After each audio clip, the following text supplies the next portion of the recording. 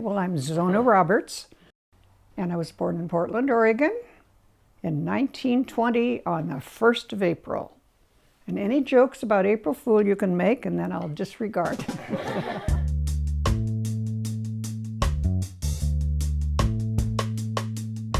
I worked my way through high school and went to Burlingame High School and lived in people's homes. I was like an au pair or a live-in cheap servant, or however you want to describe it.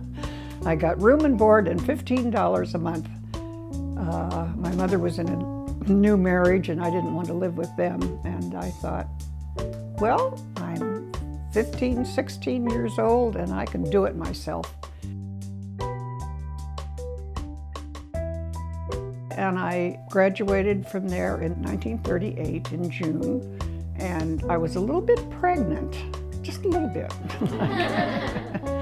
And that was Ed. So all of us in the family at one time got something that made us a little sick, but not the way it hit Ed. Ed was just 14 and had just taken a spurt of growth. He just shot up. But there it was, polio. They took him off to the hospital and he walked in, and 3 days later he was in an iron lung. And he did survive the horrendous fever that goes with it. We stayed with him until early morning, and I heard his voice coming down the hall. "Why are my parents still here?" he was saying. I thought, well, he seems to have his brain intact. My mother was probably the most important person in my life, because she would believe in me. She went up to the doctor and said, "That's when I live or die." And the doctor said, "Well, maybe you should hope he dies, because if he lives, there'll be nothing more than vegetable for the rest of his life." Now, I don't know how many of you had that happen, but I'm proud to tell them he did. He's gotten an AA at College of San Mateo. He got his BA at Berkeley, and then his MA with distinction, and then worked on his PhD. Ed was called to Sacramento.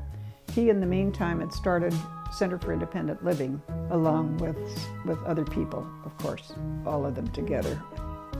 So I sent out my academic scores to San Francisco State and Berkeley, and I was accepted at Berkeley. I took Berkeley. Might surprise you to know that, but I did. And when I walked around campus with my books under my arm, I'll tell you, I was one proud Berkeley co-ed.